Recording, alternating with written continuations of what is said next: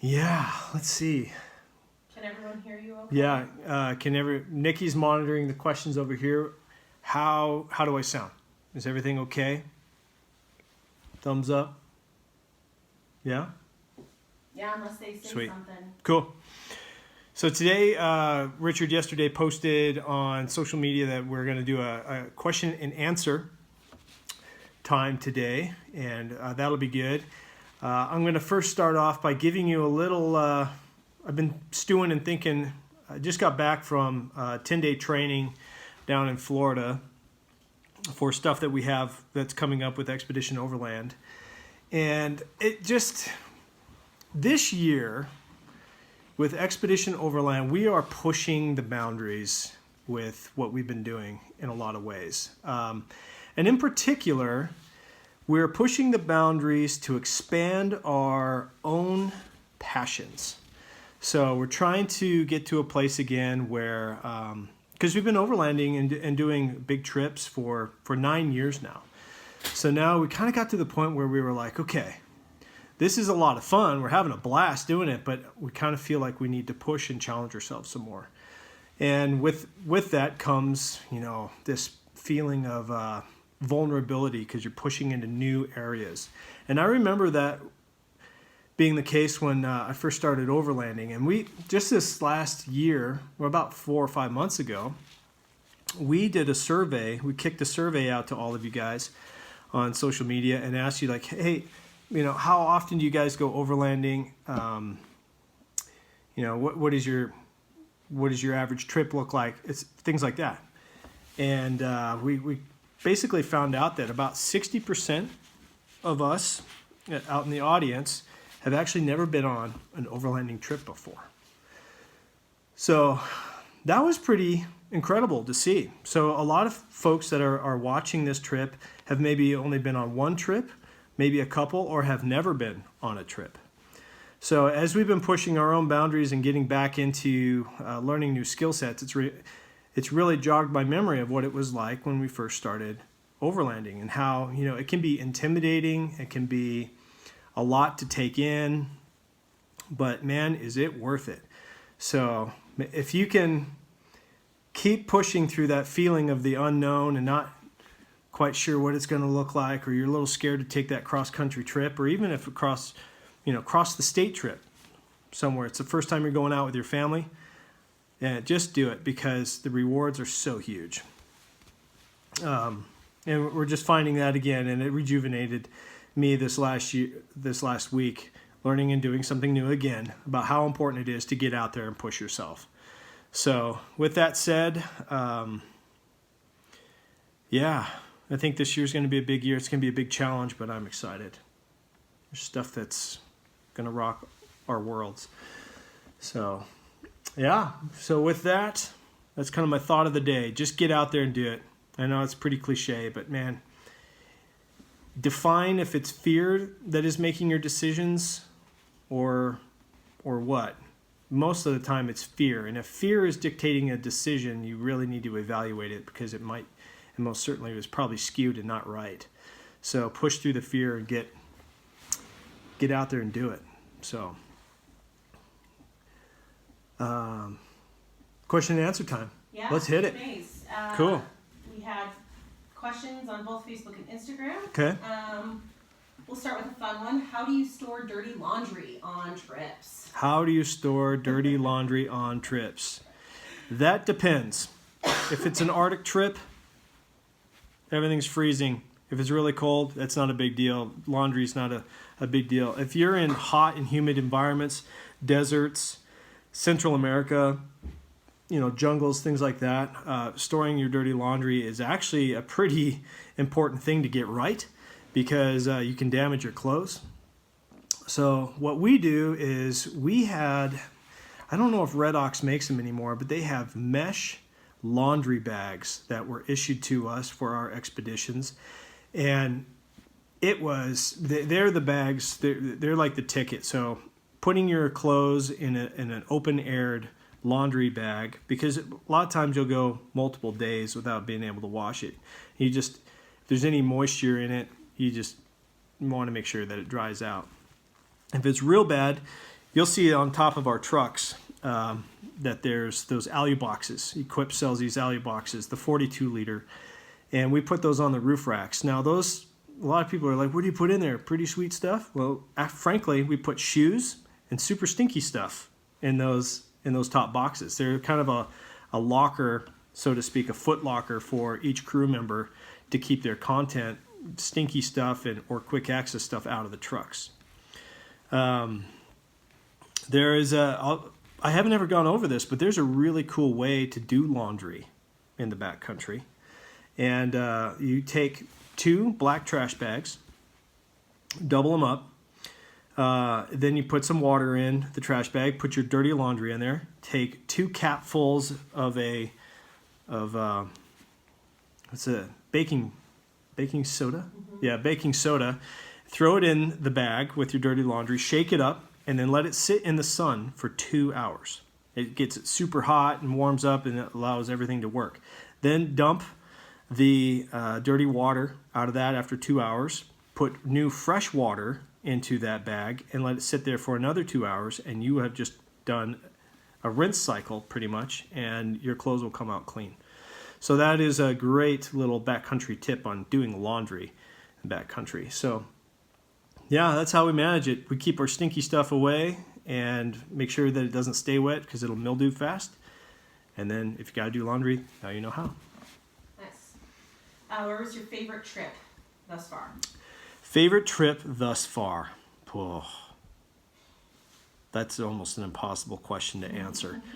I think South America right now is my favorite overall trip because to me, looking at the big picture between the team, the film work, the adventure, the trucks, everything came together. It took years of perfecting and working on our craft to be able to get to South America and produce the series that we did there. So I am most proud of that, and I think it probably is the most fun I've had too, because we weren't fighting everything all the time in the systems. We had it figured out. We got it dialed in. So I think South America is probably, but they've all, Central America was probably my hardest trip.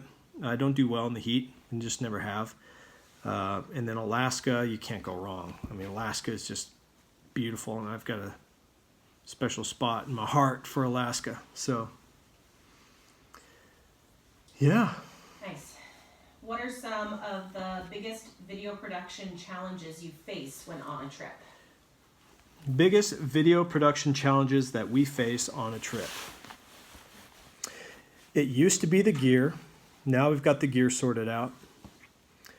Audio was a big problem for a long time. We got the audio figured out. The biggest challenge to shooting our show is shooting in real time. So it's not necessarily the equipment, where it has been before. Oh my gosh. Who's that? Your husband's calling. I'm going to decline him. There we go. Olson just called Nikki. So I would say that the biggest production challenge that we have now is figuring out how to make really cool dynamic movies that are occurring in real time, and that those things like don't work together. Like if you either go make a movie that has storylines and set things, and then you can and make it look as cool as possible and make it look like a movie, or you kind of wing it. That's kind of the other side, and make it look super documentary. Well, I don't want that. And I know that I can't totally achieve the movie side because of the logistics of that, but I'm always trying to find and create the ability within our systems to make it feel like a movie as much as possible. And that's really hard, and that's really getting down into the storytelling skill set that it takes to do that. And man, I'm right now I'm reading everything I can to try and perfect that. Yeah. I've got some methods now that refined, but that challenge will never go away, and that's the greatest challenge in production. Nice. Yeah. Truck question. Talk about the benefits of 529 versus 488 on 35s. 529 versus 488 gear. So we're talking gear ratios. We will find out. So Nitro Gear and Axle just issued us the 529 gears for the Tundra with 35s. Now, the Tundra's pretty heavy. We've got it built up. We've got a lot of systems. It's our main production truck now. And it's just, once we put 35s on it, it was showing that it needed to be regeared. You actually saw that in a couple episodes, that it was, especially at high altitude, like in Colorado and in the Bighorns Mountains, I think it was episode 13 of last year of the Overlander series, you saw us kind of power out. It wasn't that the truck didn't have the power, it's just the gearing was too tall with the weight. And so we've gone to the 529 gears. Nitro just put these out. They're pretty new, but we should get a lot of benefit from those lower gear ratios. We should get our power back because the engine can turn it over. It's not such a tall gear. Like, think of it as a mountain bike. Say like you're sitting on the bottom of a hill and you put it in the tallest gear you got and you just like stand on the pedal, you know? It's not the lowest and easiest gear, it's the top gear, and you just stand on it, and it takes a ton of work to get that bike to start going up a hill. That's kind of what the Tundra was working with there with all the weight that was on it. So now we put 529 gears in it, and that's like shifting down on the mountain bike and being able to step on it and get the truck moving again. Where the trade-off is you'll see a reduction in top end speed, which to us is not a big deal. We drive our fleet trucks at 75 miles an hour. It should be no problem to do that. Now, when you step up your tire size, you're also affecting that gear ratio. So going from like a 33 to a 35, that also made the gearing taller. So reducing the gears there helps the truck run the way it should have when it was on stock tire sizes. So that's kind of the nitty gritty on gearing. So we don't have that truck back from Dark Horse yet. It maybe even will be done today, and we'll get a driving impression here coming up to see how well it does. But I expect that it will be night and day power difference and fuel economy once those new gears are in. So, yeah. Nice. Another Tundra question. What leaf springs are you running? What leaf springs are we running on the Tundra? We're running Old Man Emu leaf springs. It's the OME heavy pack with an add leaf. So yeah, it's topped out. The next question usually is like, why haven't you considered airbags, or why are there not airbags on there? We have fully considered airbags, but basically where I'm at right now on that decision is that we load that truck pretty consistently to a certain weight. And airbags are really good for variability in weight loading. So like you got a trailer on, and then you got a bunch of water, and then maybe you don't have anything in the back. You can adjust the airbags to get everything just right. We kind of like, when we're on expeditions and really just, we load that thing out and it has a consistent weight pretty much all the time. So I prefer taking out the potential of having a airbag problem by just adding the leaves that will hold the weight, and then it's a passive system there, and we're going to see a lot less risk of a failure out on the trail. So that's kind of my thoughts there.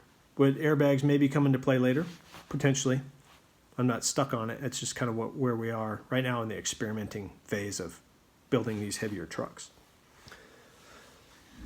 What happened to your double cab Tacoma from the earliest episodes? From the earliest ones, I sold it to a guy. My very first double cab, I sold it to a guy in search and rescue, and he's still driving it today here in Bozeman. So I get to see it every now and then. It's pretty fun to see. So, yeah. What mic do you use for your voiceovers in the studio? Ooh, voiceover mic in the studio. That is a blue... Ooh, what is it? It's like Blue Tone or something like that microphone. It's a pretty decent microphone. It's it's like an $800 studio, desktop mic. So Yeah. We've got a lot of questions about your editing studio because of the picture that was posted. So they want to know what monitor and computer system you're using. Sure. So the computer system that we're using, this is getting real nerdy. We're running off of a server downstairs. The server is right at 100 terabytes right now in hard drive space. And there's a computer that runs that server. All of our computers in the office, including the edit suite, run off of that server. The server is called Houston. And then that is connected to a Mac Pro. The Mac Pro has the LG 38-inch monitor, the curved monitor. And the reason that we have such a big monitor there is because we can put a huge timeline on the desktop, and we can see a large bit of the edit at once. We can see about 5 minutes of an edit on that screen. So it just increases our speed to be able to cut faster. And then that computer is also set up to a 4K monitor. You probably saw in the picture that monitors everything that is being cut on a real 4K screen, that's calibrated for color so that we can make the proper color adjustments. And then it's also sound deadened in there. That's part of the mic scenario. Just getting a good microphone is only half the equation. You got to make your room sound right too, with the right amount of dead air and live sound too. Like you don't want super dead. And I think we got it just about right in there for now. Any more additions to that room would cost $10,000 to get it to the next level. So right here, I think we're pretty happy where it's at right now. Yeah. Did you have your current business model in mind when you started XO?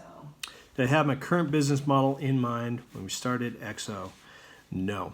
The business model of Expedition Overland is changing. It changes slowly, but the reason is when we started call it 10 years ago, when we were really looking at starting to do this, what the systems that are in place now, the technology, YouTube wouldn't even allow us to have more than I think it was an 8-minute video or something like that when we first started. So that's why we were on Vimeo at first, because we could post longer form videos. And then YouTube changed. So we're having to adapt the business model of Expedition Overland as technology is changing and allowing us to do more things. Plus marketing is changing. So it's sponsorships for sure was the main business model, is the bread and butter of the business. And but we're always trying to stand up new ways, and you'll see some of that stuff coming this year, standing up new ways to generate revenue so that we can go and do bigger and better things. Thanks. Yeah. Team question. What has Okay. been the most impactful team-based lesson or learning moment you all have learned along the way, either from your personal perspective or a general consensus? Wow.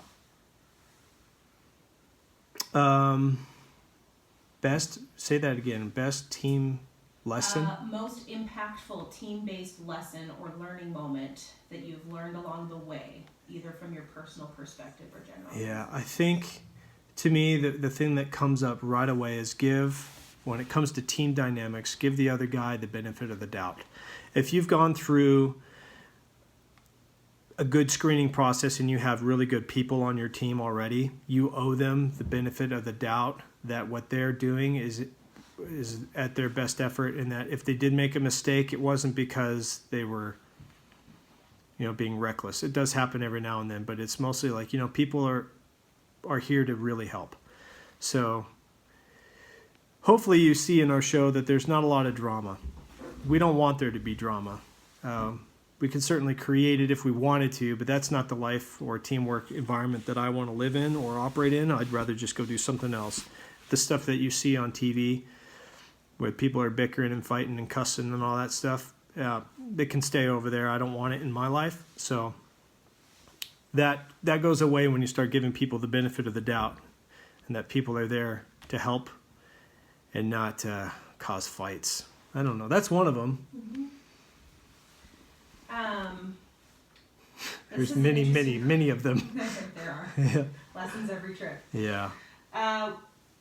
is there any sort of negative part about overlanding? This person asked, what's the worst part about overlanding? I never see people talk about any negatives.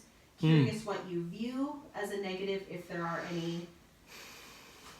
Negatives to overlanding.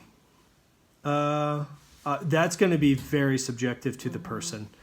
For me, the biggest negative for where I'm at right now and what I'm doing is the time away from home. I've traveled a lot over the last 10 years, and just kind of being home starts to wear on me more and more. Not being home, being gone. But that's probably the biggest downside. But I always come home and I never regret being gone. So even though it is tough to be out and about sometimes, and that kind of gets long, when I come home, it's always worth it. What are some setbacks? Things that aren't good. I think the worst part about overlanding is not having good gear. When you're, to me, and this is very subjective, like this, some guys, I love, going on the cheapest stuff I can find and making things work. I love that problem solving. Right on. To me, I don't like fighting the gear because I want the experience. And the experience that I'm looking for isn't based around fixing things. It's about it going and doing and seeing things. So mechanical stuff is probably the worst thing for me because I feel like I'm just I'm not here to fix stuff. I'm here to go do stuff, So that's why you see it. We take a lot of flack sometimes for having really top end gear. True, we are sponsored, but in a way we do that by design because we have enough things going and complications when it comes to shooting good stories that we don't want the other drama. There's just no time for it. Especially the stuff that's behind the scenes that you don't see, like when the camera's not working or the audio packs aren't working or things like that. So.